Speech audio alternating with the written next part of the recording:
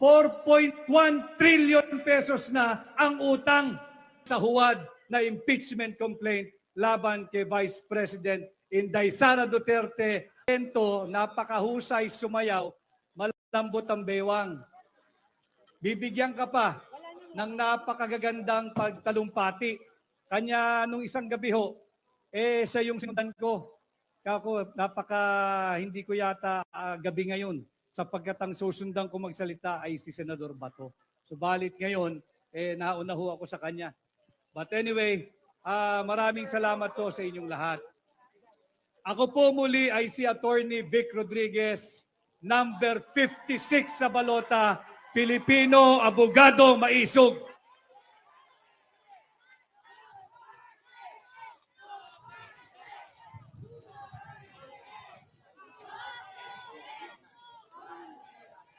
Alam mo ninyo, malapit na ang May 12, 2025. Malapit na ang halalan.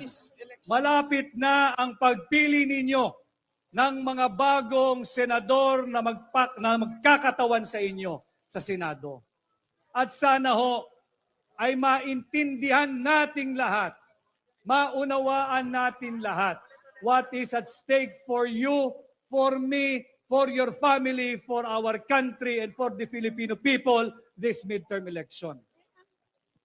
Ang ating pong bansa ay lugmok na sa utang.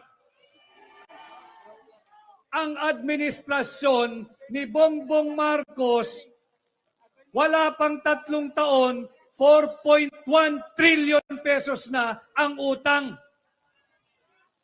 Saan nila linalagay yung pera ninyo? Pera nyo yan. Linalagay nila sa ayuda. Tama po kayo. Ako po ay may mga bagay na ipapakausap sa inyo.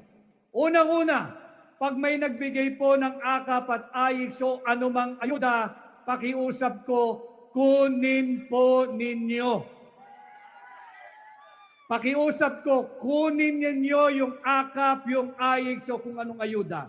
Sapagkat yan ay pera ninyo. At sa pagkuha ninyo ng pera ninyo, huwag kayong tatanaw ng utang na loob dyan sa mga tiwaling politiko. Huwag kayong tatanaw ng utang na loob, hindi dahil katulad nila tayo, mga ingrato. Hindi ho. Hindi kayo dapat tumanaw ng utang na loob sapagkat matatalino na ang mga Pilipino. Alam nila na pera nila yan. At ayaw na nating magpabudol muli sa Marcos administration. Pangalawang ipakikiusap ko sa inyo, tulungan po ninyo ang Duterte. Vote straight Duterte.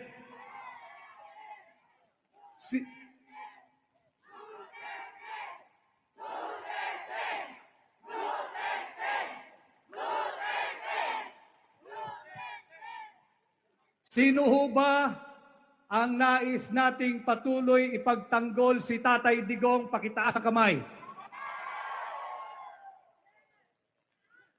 Sino rin ho rito ang nais naming ipagtanggol patuloy si Vice President Inday Sara Duterte? Pakitaas ang kamay. Malinaw, nagkakaintindihan tayo ngayong gabi. Kinakailangan po natin ng sapat na numero, ng sapat na bilang sa Senado upang ipagtanggol natin si Tatay Digong at si Vice President Inday Sara Duterte. At higit sa lahat, kinakailangan po namin kayong ipagtanggol sapagkat nanganganib ang ating demokrasya sa ilalim ng Marcos administration. Huwag ninyong kalilimutan sa May 11, 2 buwan na, magdadalawang buwan na, simula ng pinagkait nila kay Tatay Digong ang kanyang karapatang pantao. May 11, huwag niyong kalilimutan. Bago mag-May 12, alalahanin ninyo si Tatay Digong. Alalahanin ninyo kung paano siya pinagkanulo ng Marcos administration sa kamay ng mga banyaga. Huwag ninyong kalilimutan. Nang sa ganon, pagtungo po ninyo sa mga presinto ninyo, ng susunod na araw, May 12. Sariwa sa inyong isipan, sa inyong puso, sa inyong damdamin, sa inyong diwa, kung paano nila sinalbahe at ipinagkalo ang kapwa natin Pilipino na ang pangalan ay Rodrigo sa kamay ng mga naglalaway na banyaga dyan sa ICC. Ganon din ho, si Vice President Inday Sara, itong pinakahuling survey, 59% ng Pilipino ang nagsabi, approve kami kay Sara Duterte. Hindi po natigil dyan, higit na mataas, 61% ng mga Pilipino nagsabi, tiwala at panatag ang loob namin sa pagkatao at liderato ni Inday Sara Duterte. Yan ba ang Vice Presidente na dapat i-impeach ng mga tiwali at elitistang kongresista? Kinakailangan namin ng tulong ninyo. Kinakailangan natin ng sapat na bilang at numero sa Senado.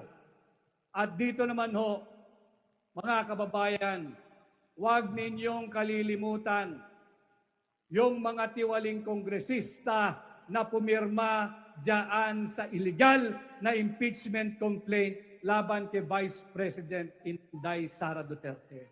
Huwag ninyong kalilimutan ang kanilang mga pangalan. Hindi lamang dito sa Iloilo, kundi sa buong Pilipinas. Sisantehin nyo na po sila pagdating ng May 12, 2025.